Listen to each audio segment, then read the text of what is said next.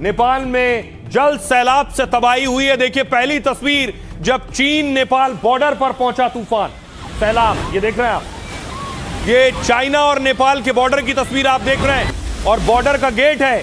देखिए जरा, जब सैलाब आया है, जलजला सैलाब, पानी का सैलाब कहिए, जलजला कहिए इसे, ये नेपाल और चीन का बॉर्डर है।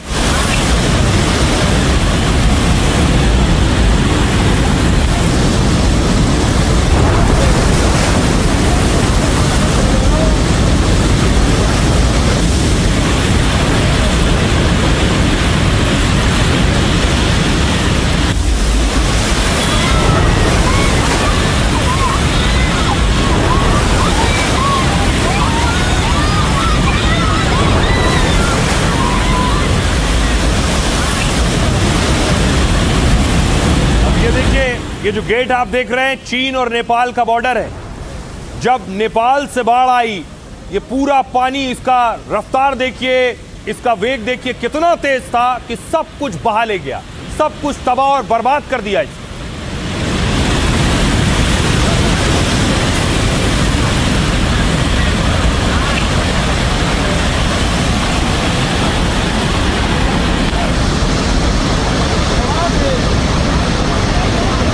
और उसके बाद देखिए बस स्टॉप था, बस डिपो, ये चाइना और नेपाल बॉर्डर है।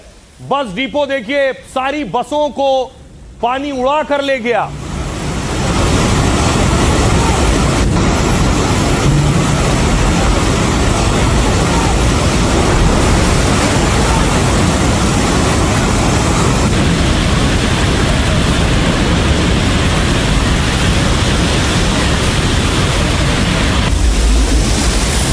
देख रहे हैं बस खड़ी है और पानी का बहाव देखिए जरा, इतनी तेज पानी आया है कि खिलौनों की तरह बस पानी में बहती हुई चली गई है।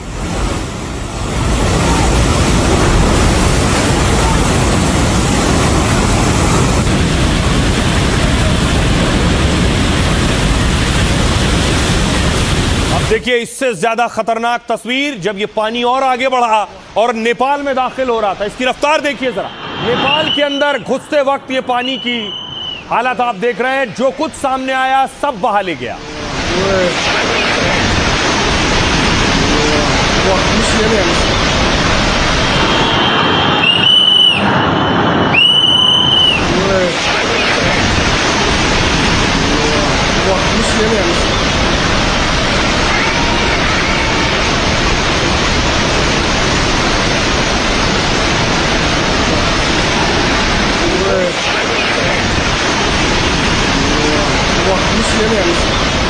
पानी देखिए और आगे बढ़ा तो नेपाल का ब्रिज आप देख रहे हैं अपने साथ ब्रिज को बहा ले गया है, पूरा ब्रिज बह गया है।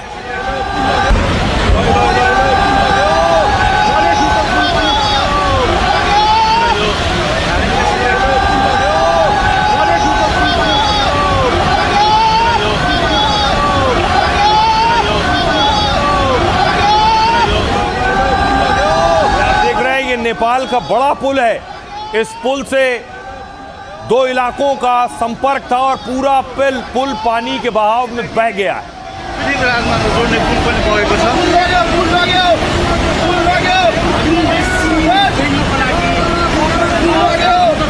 और पुलों को तोड़ता हुआ जब ये पानी आगे बढ़ा तो देखिए घरों तक पहुंचा है। ये घर डुबो ले गया। ये कार जो आप देख रहे हैं, आगे गाड़ी खड़ी है, वैगनार गाड़ी है, शायद पूरी गाड़ी को पानी अपने साथ बहा ले गया।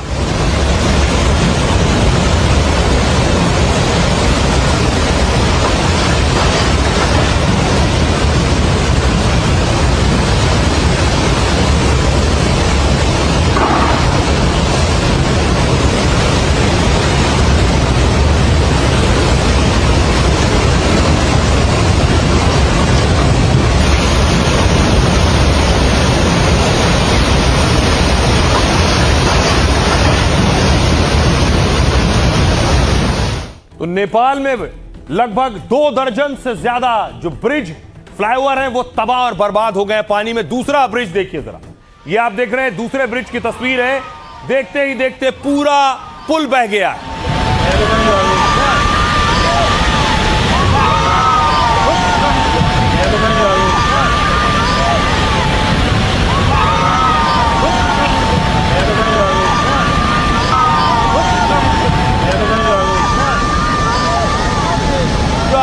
बहता चला गया पानी के बहाव में।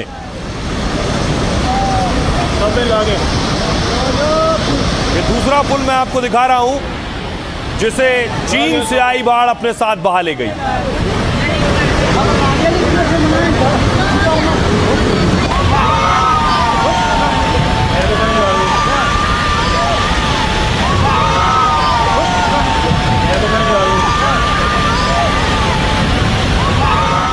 पुल बहा ले जाने के बाद देखिए हालात पानी और आगे बढ़े, और ये जो घर आप देख रहे हैं, इन घरों में तबाही आई, घरों को अपने साथ बहाया।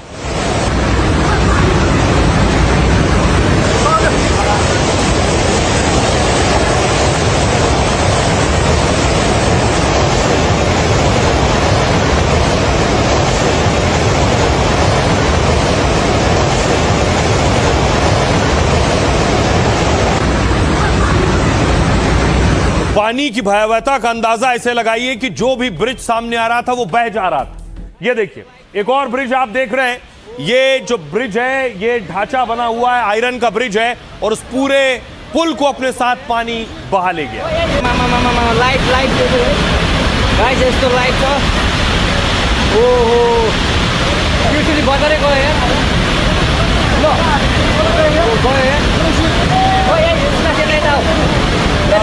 पूरा पुल पानी में समा गया है। सोचिए वो मंजर, वो हालात क्या होंगे। आसपास जो लोग रहते हैं अपने घर के आगे देख रहे हैं पानी की ये तीव्रता, ये विकराल रूप। अब देखिए जरा गांव की तरफ जब पानी बढ़ रहा था, गांव वालों ने भागना शुरू किया। ये आप देख रहे हैं, ये पानी आपको नजर आ रहा है, पीछे से आ रहा है। गांव वाले फौरन अपना घर बार छोड़कर जा रहे हैं, लेकिन कई गांव बहा ले गया ये पानी।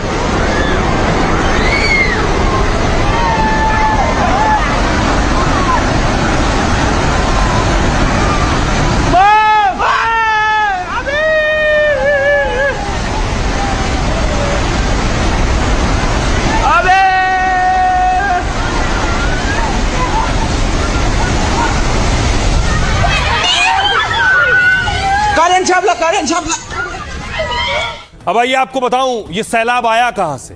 कहा गया ये चीन से आया है। शिकायत की गई कि चीन ने पहले अगर नेपाल को बता दिया होता तो जान माल का नुकसान ना होता। अब मैप के जरिए मैं आपको दिखा रहा हूं, देखिए कहां से आया। ऊपर के हिस्से में देखिए कहा गया चीन के इलाके में जो तिब्बत का हिस्सा है, ऊपर आपको ग्लेशियर लेक दिख रहा है, पीले रंग से लिखा हुआ। ग्लेशियर जो है ये ग्लेशियर फटे, और उसके बाद ये आप देख रहे हैं ये जो भोटे कोशी नदी है, ये जो आप नदी देख रहे हैं, ये भोटे कोशी नदी में सैलाब आया, इसका स्तर बढ़ा और इसने विकराल रूप लिया ये नीचे। उसके बाद चीन से, चीनी तिब्बत के हिस्से से नेपाल में दाखिल हुआ, और नेपाल में नीचे आप देख रहे हैं रसुआ शहर में सबसे ज्यादा तबाही हुई है। तो काठमांडू के उत्तर में स्थित रसुआ जिले में बाढ़ आई है। यह इलाका तिब्बत से सटा हुआ है, चीन के साथ नेपाल के व्यापार मार्ग में आता है, और पानी के तेज बहाव में चीन नेपाल फ्रेंडशिप ब्रिज बह गया है। यह रूट था इस बाढ़ का। अब आपको दिखाऊं चीन में भी बाढ़ आई हुई है। चीन के हालात देखिए जरा। पहले चीन में आई, अगर चीन चाहता तो नेपाल को बचा सकता था। यह आप देख रहे हैं चीन का ड्रोन व्यू, घर देख रहे हैं, चारों तरफ पानी पानी आपको नजर आ रहा है।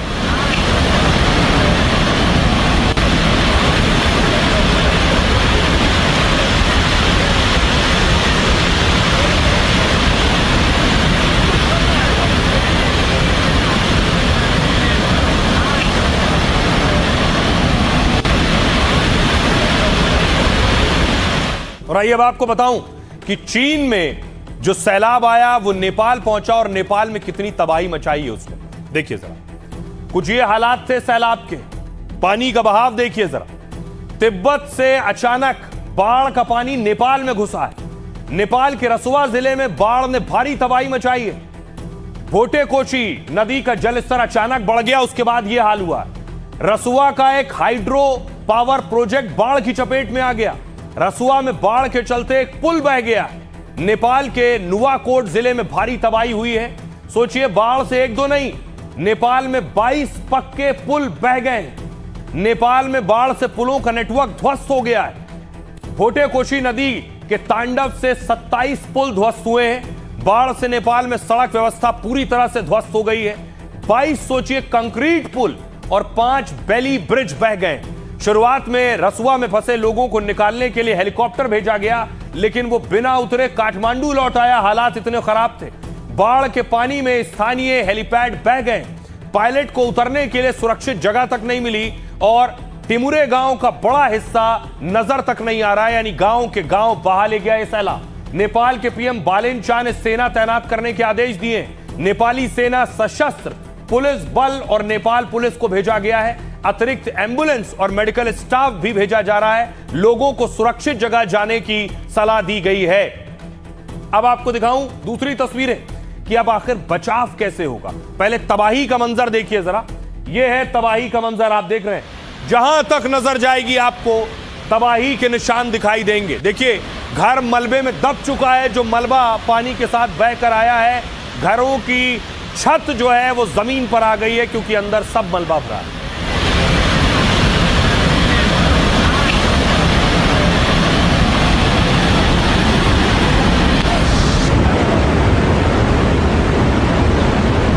सूचनाहरू चाहिँ सबैले सोधिरहेको छ कि ढुङ्गा बगा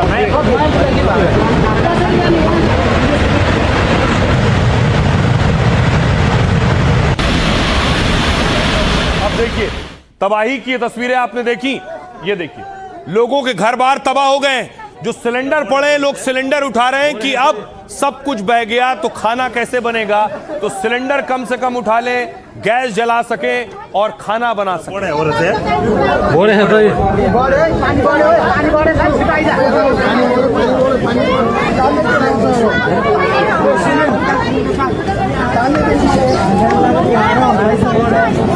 दृश्य देख्न सक्नुहुन्छ सिलिन्डर यसरी देख रहे हैं, लोगों ने रसोई का सामान इकट्ठा करना शुरू किया कि गैस सिलेंडर होगा तो ही खाना बन पाएगा।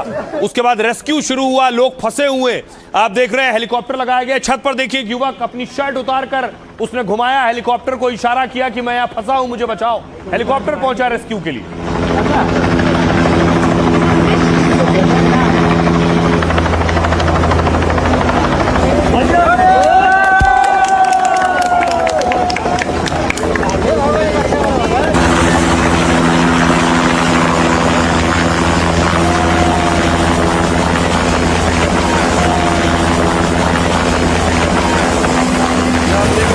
अलग अलग जगह रेस्क्यू के लिए, बचाने के लिए हेलीकॉप्टर लगाए जा रहे हैं। लोग जहां तहां फंसे हुए हैं मलबे में, सैलाब के बीच, घरों की छतों पर।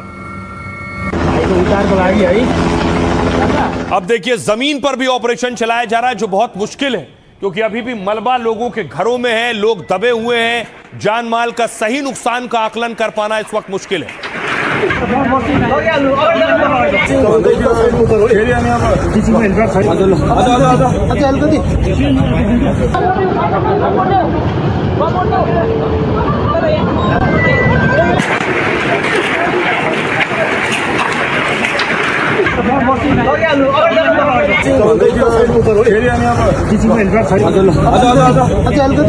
अब देखिए जरा, बड़ी बात यह है कि भारत के भी 100 लोग लापता हैं नेपाल में, जिनकी तलाश जारी है। नेपाल में अचानक आई बाढ़ से सैकड़ों लोग लापता इस वक्त हैं और सैकड़ों लोगों की तलाश जारी है। जो लोग लापता हैं, 105 भारतीयों के भी लापता होने की आशंका है। इनमें से कैलाश मानसरोवर यात्रा पर जा रहे तीर्थयात्री संपर्क से बाहर हो गए। करीब 400 तीर्थयात्री संपर्क से बाहर बताए जा रहे हैं। नेपाल टूरिस्ट बोर्ड ने लापता लोगों के बारे में जानकारी दी है। जिन लोगों से संपर्क नहीं हो पा रहा है उसमें ज्यादातर भारतीय हैं। प्रधानमंत्री मोदी और नेपाल के पीएम के बीच बात हुई है। पीएम मोदी ने इस हादसे पर संवेदना व्यक्त की है। मोदी ने कहा, मुश्किल समय में भारत नेपाल के साथ खड़ा हुआ है। इधर भारतीय सेना नेपाल में मिशन के लिए पूरी तरह से तैयार है। राहत सामग्री, दवाई की खेप भेजने की तैयारी है। C-17 और C-130 विमान स्टैंड बाय पर रखे गए हैं। कुल 291 विदेशी पर्यटकों के लापता होने की आशंका है और साथ ही 93 नेपाली नागरिक भी लापता हो गए। इन लोगों से अधिकारियों और परिवारों का संपर्क नहीं हो पा रहा है।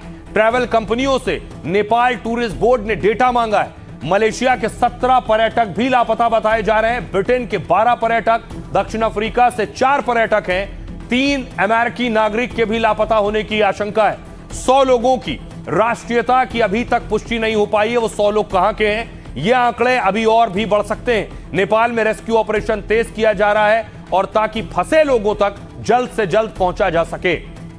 हमारी सहयोगी एनडीटीवी की एक बहुत बड़ी टीम नेपाल के उस इलाके में है जो सबसे ज्यादा प्रभावित है। ग्राउंड जीरो से हमारी टीम की रिपोर्ट देखिए। नेपाल के नुआकोट इलाके में पहुंच चुके हैं और मेरे ठीक पीछे आप देख सकते हैं तबाही का मंजर। एनडीटीवी पहली टीम है जो लोकेशन पर इस वक्त पहुंची है। यही वो सैलाब है जो आज सुबह इस इलाके में आया। वहां पर जो आपको ये बिल्डिंग जो इमारतें दिख रही हैं वो सरकारी इमारतें थी, पहले ये जेल हुआ करता था। उस तरफ जो बिजली के खंभे दिखाई दे रहे हैं वहां पर वो बिजली घर था। और जब ये सैलाब आया है, जब फ्लैश फ्लड आया है, तो सबको साथ लेता हुआ ये आगे बढ़ा है। हम जिस घर में खड़े हैं इसकी जो निचली मंजिल है, यहाँ पर भी गाद आई, यहाँ भी मलबा आया और पूरा अपनी चपेट में से लेता हुआ आगे बढ़ा है। जो हुआ आपने खुद आंखों से देखा। पहला कभी ऐसी मंजर, ऐसी हालत आपने नहीं देखी नहीं थी? देखा, फर्स्ट टाइम है। फर्स्ट टाइम देखा है हमने। ये पानी तो इधर से ऐसे आया है, उधर आन के यहाँ पर देखा था, हम अंदर था। सुबह तो इतना वक्त था कि आप भाग पाए और अपनी जान बचा पाए? वो इतना वक्त था? अंदर था मेरा पति को लेकर भागा मैंने, नहीं तो आज हम दोनों भगा के लेकर। सब तबाह हुआ है, कुछ नहीं है हमारे पास, न पैसे न खाने के लिए कुछ नहीं है। हमने सुबह से कुछ नहीं खाया है ना, एक बोतल पानी तक नहीं खाया। मेरे को तो जो 200-300 आदमी जो हमारा गांव वाला था, वो जो गांव भी नहीं है, ऐसे पता चल रहा है आपको? गांव ही नहीं है। अभी मैं उधर पहुंचना मुश्किल है, उधर यहाँ मेरा इधर जाने का रास्ता भी नहीं है। ऐसा वाला बाढ़ नेपाल में कभी भी नहीं आया था।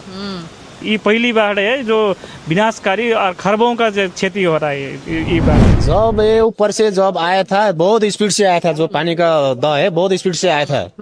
जब हम लोग लगभग 10 मिनट का फर्क में एकदम ऊपर भाग गया, हम लोग बहुत स्पीड से आया था इधर। जब आदमी ऊपर से आया भागो भागो बोला, तब हम लोग सब इधर से भाग गए। 2-4 आदमी फंसा हुआ है, शायद मर गया होगा, वो लोग लेकर गया होगा।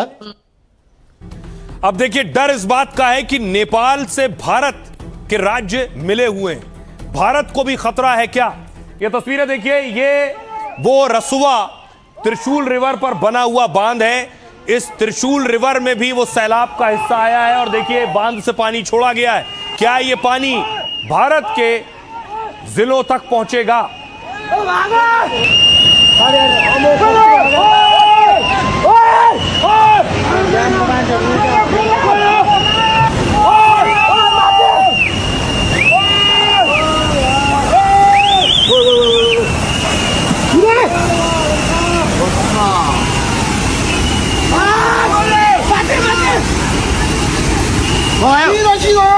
अब देखिए जरा, बिहार में अलर्ट हो गया। बिहार की तस्वीर आप देख रहे हैं। बिहार में बाकायदा अनाउंसमेंट किया जा रहा है, ऐलान किया जा रहा है, लोगों को हिदायत दी जा रही है किनारे इलाकों से हट जाएं। कैलाश नगर के ग्रामीणों को सूचित किया जाता है कि गंडक नदी में तेजी से पानी बढ़ने की आशंका व्यक्त की जा रही है। इसलिए सभी ग्रामीण अपने अपने घरों में सतर्क रहेंगे, कभी भी पानी बढ़ सकता है और बच्चों को नदी किनारे नहीं आने देंगे। ठीक है, क्लियर है? तो सब अगल बगल जितना घर है उस सबको भी, जिसको नहीं मालूम है उसको जानकारी आप लोग दे दीजिए कि पानी एक बैग गंडक नदी में बढ़ेगा तेजी से, कि आपको भागने का मौका नहीं देगा। इसलिए पहले से सतर्क रहिए, सतर्क रहिए। तो बाकायदा प्रशासन अनाउंसमेंट कर रहा है, सतर्क रहिए। अब देखिए क्या बिहार में खतरा है। बिहार की 2 नदियां कौन कौन सी मैं आपको बताऊं। सबसे पहले देखिए जरा, गंडक नदी, नेपाल में आई बाढ़ का असर बिहार में दिखने लगा है। नेपाल से आने वाला पानी कुछ घंटों में बिहार पहुंच सकता है। गंडक बैराज के सभी गेट खोल दिए गए हैं और बिहार में भी 8 जिलों में अलर्ट जारी किया गया है। पश्चिमी चंपारण, पूर्वी चंपारण, गोपालगंज, सारण, मुजफ्फरपुर, वैशाली, सीतामढ़ी और शिवहर शामिल हैं। एनडीआरएफ और एसडीआरएफ की टीमें भी तैनात हैं। साथ ही इसके अलावा देखिए, कोसी नदी, गंडक के साथ कोसी बेसिन से जुड़े जिलों में भी निगरानी हो रही है। सुपौल, सहरसा, मधेपुरा और अररिया में सतर्कता बढ़ा दी गई है। भोटे-कोशी नदी तिब्बत से निकलकर नेपाल में आती है और आगे जाकर सुनकोशी नदी में मिल जाती है और फिर यही सुनकोशी नदी आगे चलकर सप्तकोशी नदी में मिलती है। बिहार में कोसी नदी से के नाम से इसे जाना जाता है। अब देखिए ये आगे बढ़ेगा पानी तो यूपी में भी आएगा। उत्तर प्रदेश में गंडक और नारायणी नदी में जलस्तर बढ़ सकता है। इससे महाराजगंज और कुशीनगर में बाढ़ की आशंका है, तो सभी राज्यों में अलर्ट है। सुनिए जरा क्या कह रहे हैं मुख्य सचिव और आपदा विभाग के मुख्य सचिव को सुनिए। 2.5 लाख क्यूसेक वाल्मीकि नगर बैराज पर इसका पानी का असर आने की संभावना है। मुख्य सचिव महोदय ने अभी सारे जिलाधिकारियों और एसपीज और साथ में जो आपदा प्रबंधन के पदाधिकारी हैं उन सभी के साथ वीडियो कॉन्फ्रेंसिंग की और सबको ये निर्देश दिया गया, विशेष रूप से बेतिया, मोतिहारी और गोपालगंज और मुजफ्फरपुर, छपरा के डीएम्स को, कि जो लो लाइंग एरिया में लोग रह रहे हैं तटबंधों के अंदर, उनको इवैक्यूएट कराने के लिए, बाहर निकालने के लिए, ताकि फ्लैश फ्लड से कोई बह ना जाए, जान माल का नुकसान ना हो। तो बड़े पैमाने पे माइकिंग कराई जाए। सारे बीडीओ, सारे सीओज, सारे थाना प्रभारी फील्ड में निकल के, स्वयं डीएमएसपी भी फील्ड में निकल के इसको अलर्ट करने का लोगों को काम करें और इवैक्यूएट कराने का काम करें लो लाइंग एरियाज में से। और अब आपको बताऊं, देखिए राज्य सरकारें अलर्ट हैं क्योंकि नेपाल में भारी तबाही आई है। सम्राट चौधरी, बिहार के मुख्यमंत्री ने मीटिंग की है। ये तस्वीर आप देख रहे हैं, सीएम सम्राट ने ये बैठक ली है, अधिकारियों के साथ बैठक की है।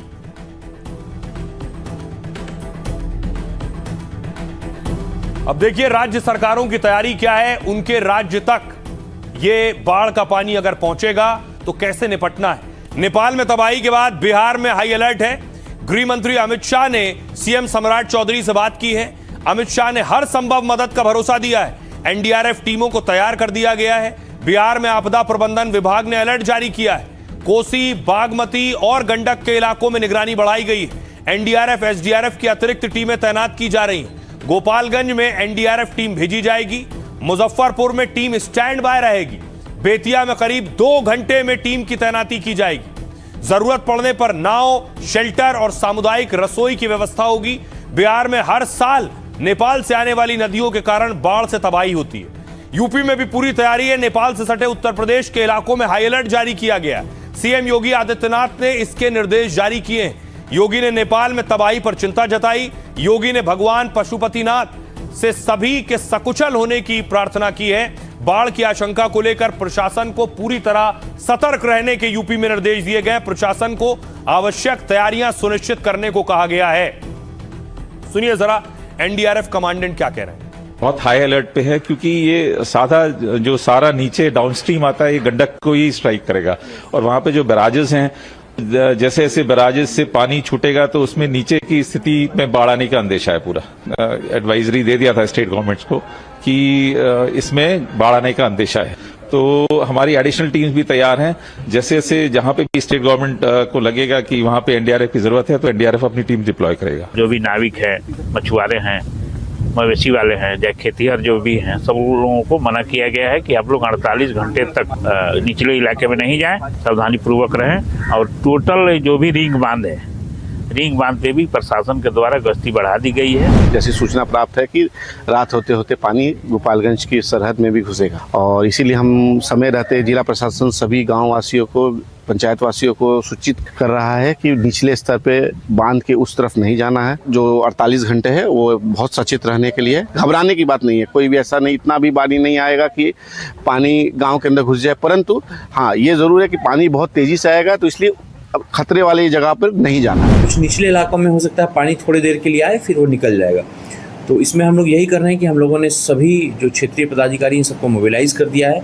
सब लोग निचले इलाकों में जा रहे हैं, लोगों से अपील कर रहे हैं कि जब अगर पानी बढ़ता है तो वो लोग जो ऊंचे वाले इलाके में आ जाएंगे अपने, और जैसे ही पानी निकल जाएगा फिर आगे वो लोग वापस जा सकते। अत्यधिक मात्रा में जो है पानी आने की संभावना है, तो निचले इलाके में जो भी बसे हुए लोग हैं उनको जो है ऊंचे स्थान पे अपना कीमती सामान और पशु और स्वयं जो है अपने आप को विस्थापित करने हेतु जो है निर्देशित किया गया है। इसी क्रम में अभी जो है जायजा लिया जा रहा है कि कितना क्यूसेक पानी अभी वर्तमान में, और लगातार मॉनिटरिंग की जा रही है। अब सवाल यह है कि आखिर ये तबाही कैसे आई। बताया जा रहा है क्या ग्लेशियर के जरिए तबाही आई, ग्लेशियर फटा और सैलाब आया। देखिए कैसे ग्लेशियर फटते हैं। विशाल आकार के गतिशील बर्फ को ग्लेशियर कहते हैं। यह भारी बर्फ अपने वजन और गुरुत्वाकर्षण के कारण नीचे गिरती है। यह ठंडे इलाकों में कई सालों तक बर्फ के जमने से बनता है। नेपाल के रसुआ में 24 घंटे में 7 मिलीमीटर तक बारिश हुई। मतलब बारिश की वजह से अचानक बाढ़ नहीं आई। शक है कि तिब्बत में ग्लेशियर झील फटने से तबाही मची। झील फटने से अचानक पानी भोटेकाशी नदी में आ गया। भोटेकाशी बेसिन में 122 ग्लेशियर झीलें हैं। कौन सी झील फटी इसकी अभी पुष्टि नहीं हुई है। सैटेलाइट इमेज और तकनीकी जांच से पता लगाया जा रहा है। ग्लेशियर झील के सामने बर्फ, मिट्टी, पत्थर और मलबे जैसी संरचना होती है। यह प्राकृतिक बांध की तरह ग्लेशियर झील को रोके रहते हैं, लेकिन जैसे ही यह बांध कमजोर पड़ जाता है या टूट जाता है, झील का पानी अचानक नीचे की ओर बहने लगता है। इसे ही ग्लेशियर झील फटने से बाढ़ का आना कहते हैं।